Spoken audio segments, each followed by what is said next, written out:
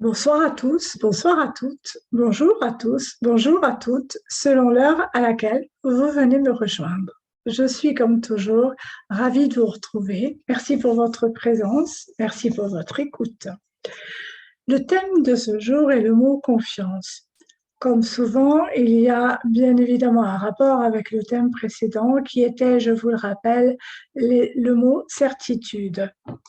Les certitudes, nous l'avons vu, viennent surtout en fait du mental qui veut tout expliquer, qui veut trouver une raison à tout.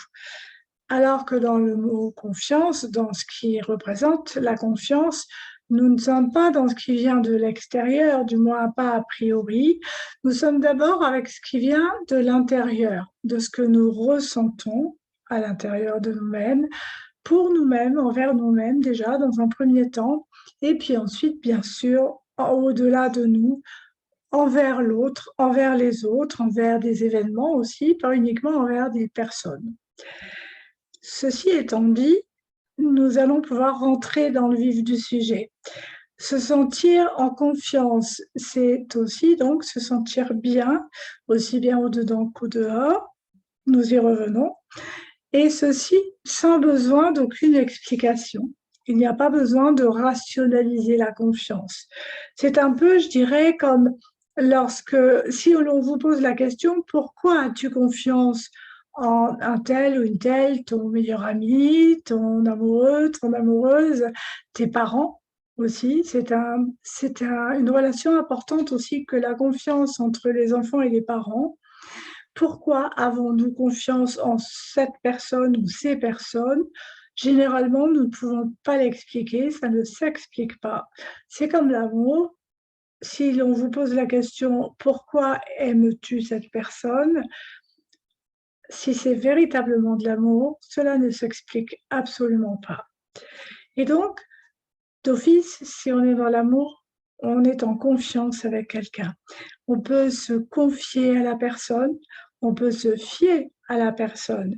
Ça vient d'ailleurs de l'origine du mot, l'origine latine du mot, se fier à, et aussi curieusement le mot fier. De fait, lorsque l'on peut avoir confiance en quelqu'un, on est fier que ce quelqu'un, que cette personne ait gagné notre confiance ou que nous lui accordions cette confiance et que de fait, que lorsque cette confiance est partagée, c'est souvent le cas, alors tout est réuni pour que la confiance soit vraiment solide et perdure, bien entendu. C'est alors aussi une question, je dirais, ça fait partie des synonymes, une forme de loyauté. L'autre devient un allié. L'autre n'est pas quelqu'un dont on va se méfier, bien au contraire, puisque la méfiance est à l'opposé de la confiance et les deux ne cohabitent absolument pas ensemble. On ne peut pas aimer quelqu'un et s'en méfier de même. Et lorsqu'on est dans la confiance, eh bien, l'autre devient ipso facto un allié. C'est aussi, cela peut donner aussi, cela a dérivé sur le mot confident, confidente. D'ailleurs, petite parenthèse, en anglais, être confiant se dit to be confident. Et donc, c'est avoir confiance une fois de plus. Il s'agit aussi non pas seulement de hardiesse en disant je suis confiant, j'ai confiance en moi, je ne doute pas de moi, je vais y arriver. Oui, bien sûr, on peut s'auto-entraîner et s'auto-booster en disant, lorsqu'on a plutôt peur, je dirais, quand on a une forme de trac par rapport à un événement important que nous avons à surmonter. Cela dit, ça n'a, selon moi, rien à voir avec la hardiesse, encore moins avec l'orgueil, et à l'inverse, à contrario, pas non plus avec la crédulité ou la candeur, bien évidemment. En fait, c'est simplement, comment dire, c'est plus fort que simplement espérer que quelque chose se passera bien, parce qu'on dit j'ai confiance que cet événement se passera bien, et c'est plus fort aussi que croire, je crois que cela se passera bien, je crois que, c'est d'ailleurs le mot croire, le verbe croire pour moi, je l'emploie très peu, parce que c'est pas le sujet du jour, mais pour moi croire n'a pas beaucoup de consistance, dirais-je. Cette parenthèse étant fermée, je reviens sur le mot confiance et c'est donc se sentir en toute sécurité, même si les apparences extérieures semblent troublées, troublantes, même si un tel ou un tel m'a dit oh là là, attention, méfie-toi, là aussi, hein, si dès qu'on oppose le mot méfie-toi, méfiance, ça ne marche pas avec la confiance. Donc surtout là, je dirais discernement, un autre thème que nous pourrons peut-être aborder un jour, c'est donc de discerner lorsque l'on donne sa confiance, ça se fait quasiment naturellement. Il n'y a même pas besoin de réfléchir en se disant, oh là, là, je vais discerner ce qui est bon, ce qui est moins bon. La confiance, elle va de soi. Et donc, c'est quelque chose, encore une fois, une affaire personnelle qui nous dépasse. La confiance, lorsque j'ai animé des ateliers de parole et d'écoute avec des enfants, des adolescents aussi, bien sûr, c'est un sujet que j'avais traité avec eux et je me suis replongée dans ces ateliers pour préparer cette chronique de ce jour. Et j'y ai puisé, une fois n'est pas coutume, beaucoup d'inspiration. Ça m'a donné d'ailleurs une grande émotion de replonger dans leurs belles réflexions, qui sont toujours d'une grande sagesse. Et ça, je ne cesserai de le répéter aussi. C'est un sujet aussi, la confiance, qui pourrait être d'actualité, parce que si nous l'élargissons au sens national, politique, c'est un sujet que je n'aborderai pas, vous le savez, mais si on l'élargit au sens même de ce qui se passe dans le monde, avoir confiance, ne pas avoir confiance, encore une fois, ça va se confronter à avoir peur ou ne pas avoir peur. Et donc, cette dualité-là, selon moi, elle n'a pas lieu d'être dès l'instant où on est en confiance. Et c'est d'ailleurs ce que nous disent les enfants. C'est aussi pour eux la première chose qui est venue à leur esprit, c'est que c'est un partage et forcément une réciprocité. C'est une réciprocité parce que généralement, comme je l'ai déjà évoqué tout à l'heure, la confiance, elle est partagée. Là aussi, c'est d'une condition sine qua non. Il y a également, selon les ados, une notion de temps. L'un d'entre eux me disait d'ailleurs, la confiance, c'est quand on se connaît depuis longtemps. Et puis, donc, les personnes nous inspirent confiance. Là aussi, quand on emploie le mot inspirer, c'est bien quelque chose qui vient de l'intérieur. On inspire. La personne inspire la confiance et l'autre en face, je dirais, reçoit la confiance en conscience. Ce sont deux mots qui vont ensemble aussi.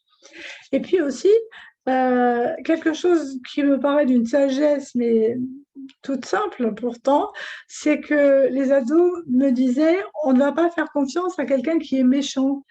Et ça paraît très enfantin comme remarque. Et pourtant, effectivement, vous ferez la remarque, vous y penserez lorsque, je vous le souhaite le moins possible, mais lorsque l'on est face à quelqu'un qui est méchant ou qui veut faire le méchant aussi, on en voit beaucoup, hein, notamment, je ne citerai pas le domaine dans lequel, pour se rendre intéressant, pour faire sérieux, on joue au méchant, eh bien, on n'a pas vraiment envie de faire confiance à quelqu'un qui veut faire semblant ou qui veut être méchant, tout simplement. Un enfant me disait d'ailleurs, si on crie, on va perdre la confiance.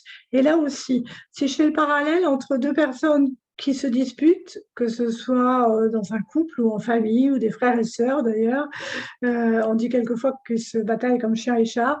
Dès que l'un ou l'autre va lever le ton et va se mettre à crier, l'autre ou va crier aussi, ça n'arrangera rien, ou il va se détourner. Il va perdre sa confiance, devant le frère ou la sœur, il va se détourner et le laisser tomber momentanément, bien sûr. Et donc, en fait, il a été question aussi dans ces ateliers à ce moment-là de la vérité. Alors, la vérité, vaste sujet également, mais là pour ce soir, pour aujourd'hui, c'était la vérité face au mensonge, bien évidemment. Et l'un des ados me disait, de toute façon, celui qui ment, un jour ou l'autre, il va ça va ressortir et ils allaient très loin, même en disant il va se lasser de mentir. Et puis, parfois, lorsque la confiance est un peu égratignée, eh bien, à ce moment-là, en général, il faudra passer par le pardon pour que les choses se rétablissent. Il faudra là aussi, comme évoqué tout à l'heure, du temps pour que les choses rentrent dans l'ordre, pour que, pour que l'un et l'autre aillent vers l'autre et l'un de nouveau, et pour que mutuellement ils se redonnent leur confiance. C'est un peu comme une forme de cadeau aussi. C'est d'ailleurs une forme de cadeau. Et on l'offre et généralement on évite de la reprendre, on ne reprend pas un cadeau. Et par contre, lorsqu'elle est égratignée, comme je le disais tout à l'heure, eh bien, c'est un peu comme si on mettait un petit coup de chiffon sur l'objet abîmé, sur le cadeau abîmé, et puis on se l'offre à nouveau réciproquement. Et puis, bien sûr, tout cela est une question de temps aussi, souvent. Le partage aussi donc demande à la fois de la prudence. Prudence rime avec confiance aussi, c'est-à-dire qu'on ne va pas donner sa confiance tout de suite d'emblée. On va aussi parfois d'abord comment dire, s'observer ou observer, écouter attentivement ce que nous dit l'autre. Généralement, là aussi, le ressenti va faire que ça passe tout de suite, comme l'on dit. Ou bien, s'il y a des hésitations possibles, eh bien, ça va aussi nous donner, non pas nous faire reculer, mais au contraire, ça va nous inciter, nous inviter à avoir le courage de ne pas baisser les bras et de continuer. De dire, bon, ok, cette personne m'inspire à moitié confiance, mais je lui donne une chance quand même de me prouver qu'elle mérite ma confiance, puisqu'on ne peut pas non plus, même s'il est dit que ce sont dans les premières secondes d'une première rencontre, d'un premier rendez-vous, d'une première, lorsqu'on rentre à l'école tout petit, tout de suite la première rencontre avec la maîtresse ou le maître d'école ou le professeur des écoles aujourd'hui, l'enfant sentira s'il est en confiance ou pas. Et parfois, ça peut prendre du temps, là aussi, dans tous les domaines de la vie. Et donc, ce que me disaient encore les enfants, c'est que la confiance, c'est aussi, tout comme l'amour, là, c'est moi qui le rajoute, est quelque chose de précieux qu'on doit absolument préserver. L'importance aussi, d'où l'importance de décider, c'est-à-dire décider que, quoi qu'il arrive, je fais confiance et puis je me méfie en fait pas tant de la personne, mais je me méfie du doute qui pourrait s'immiscer entre la personne et moi. Et bien sûr, là aussi, remarque d'une des ados que j'avais suivies qui me disait il faut beaucoup, beaucoup d'amour pour continuer lorsqu'il y a des petites égratignures. Il faut beaucoup, beaucoup d'amour, effectivement, pour pardonner, pour redonner confiance. Et puis, la confiance, bien sûr, n'exclut pas de ne pas n'exclut pas d'être, comment dire, de ne pas être, il se peut que même en confiance, nous ne soyons pas toujours d'accord avec la personne, même si nous l'aimons très fort, même si c'est un frère, une sœur ou les parents. Les parents peuvent faire des erreurs aussi, les parents peuvent être parfois fatigués, épuisés, en colère, excédés par des événements extérieurs. Et cela ne veut pas dire que l'enfant doit forcément se replier sur lui-même, soit dans des cas de maltraitance évidemment, mais je préfère ne pas m'étendre sur ces cas-là. Et c'est donc avant tout une question de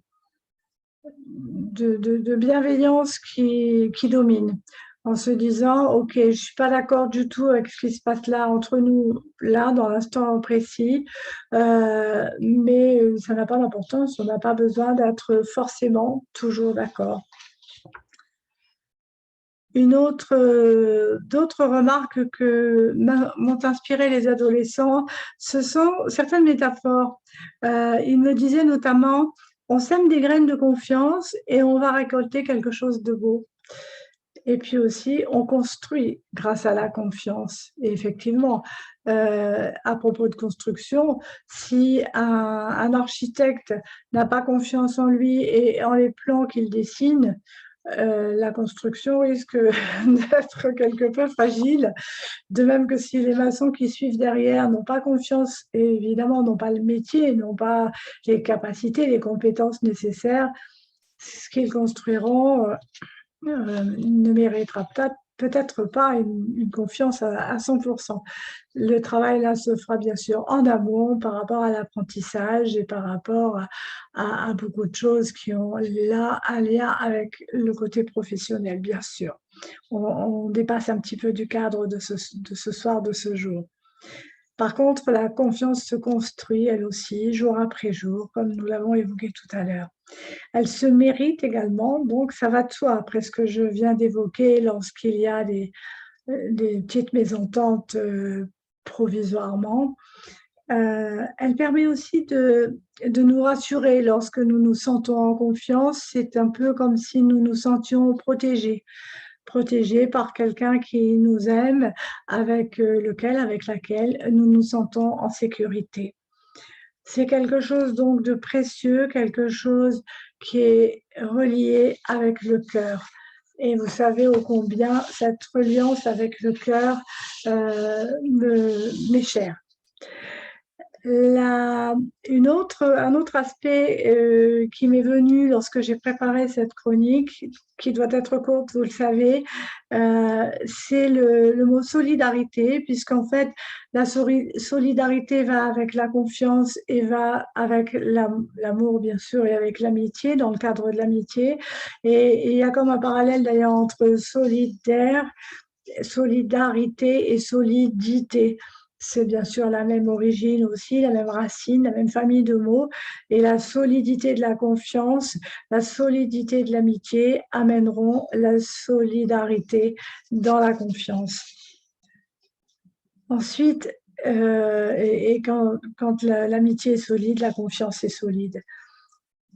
Alors bien évidemment, là aussi, je ne sais plus si je l'ai soulevé tout à l'heure, mais nous ne pouvons pas accorder notre confiance à n'importe qui, cela va de soi, mais généralement, au fond de nous, pour revenir à ce que je disais tout au début, au fond de nous, nous savons.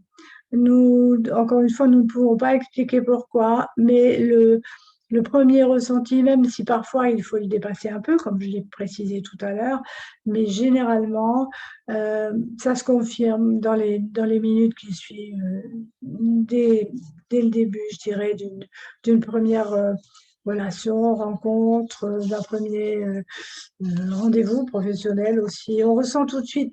Un ado aussi qui passe un examen, par exemple, va nous dire oh là là, je ne le sens pas, je ne l'ai pas senti, je n'étais pas très sûre de moi. En fait, il n'avait pas confiance. Donc, peut-être que ceci a entraîné cela aussi.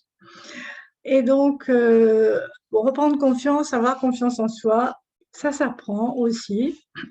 Ça peut à la fois, en fait, c'est un petit peu ambivalent. Ça peut à la fois être inné et on l'a d'office en soi, et on peut aussi la cultiver. Si on est timide au plus haut degré, je ne vous cacherai pas que je faisais partie des timides il y a quelques années.